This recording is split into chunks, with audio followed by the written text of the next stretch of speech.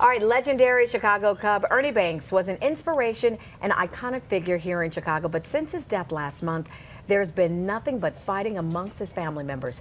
Banks' estranged wife, twin sons, and caregiver are fighting over everything from his body to his estate. So joining us this morning is estate planning attorney Lindsey Markus. Lindsey, thank you so much for joining us. Always good to see you. The first argument, of course, we find out that his remains, one of the family members' caregiver says that he wanted to be cremated and his ashes spread over at Wrigley Field, but other family members are saying no, he wanted to be buried. We find out today the top story is that he was buried a week after the services a couple of blocks away from Wrigley Field. How do you even squash some of this before it starts to happen? Is it, I mean, because we'll talk about the will in just a couple of minutes, but you can lay all of this out in the will. But what happens when the family and the caregiver or other family members start going at it? It becomes very problematic. Interestingly, how someone's body should be disposed of was traditionally found in someone's will. But what we found over time was that people weren't reading the will until after the body was disposed of. Exactly. So Illinois actually has a disposition of remains statute in a specific form that people can fill out, notifying their agents and giving them notice of where they want their body disposed of. So the courts would look to a pecking order according to this statute. First, whether there was any written documentation as to what his wishes were. Absent something of that nature, they would look to the executor of his estate, then the spouse and other family members. In this particular case, his caretaker, Regina Rice, was named as the executor of his estate. And power of attorney. Exactly, okay. But the family's now contesting that. So when there's a controversy, then we have to look to the courts to sort things out. So now, when you don't have everything set up like that, because sometimes we find out that that's the toughest conversation to have with someone, is what to do with you after you've passed away. Unless you haven't written it down, or you've got a will, or you've gone through the attorneys, all the proper channels.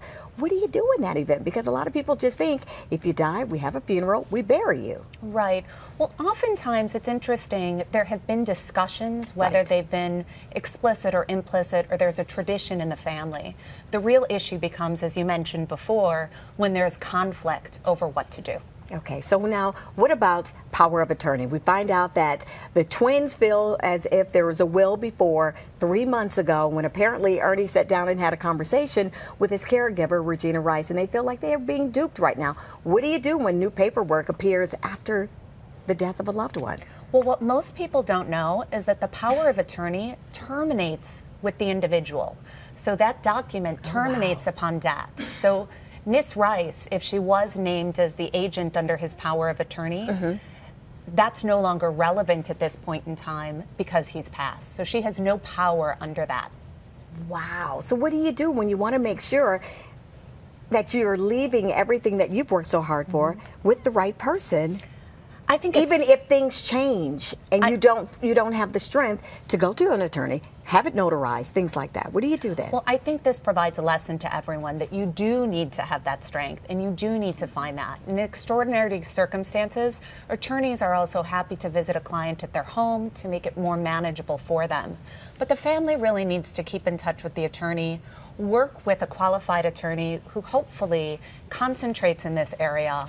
And we have a statement real quickly we're going to read here. I am making provisions under this will for wife or my children, not for a lack of love and affection for them and for reasons best known to them. This is coming from, of course, Cubs legend. But when you have a statement like this from Ernie Banks, or when you've written down, a loved one has written down something specific that they want, doesn't the court have to honor that? Doesn't the family have to honor that? Or it's definitely a factor that the courts will look to, because the statement that you referenced is actually pulled from Mr. Banks's will. Right. One of the issues that we have in this case is that although Mr. Banks passed away of a heart attack, it's my understanding that his death certificate also referenced dementia as being a contributing factor.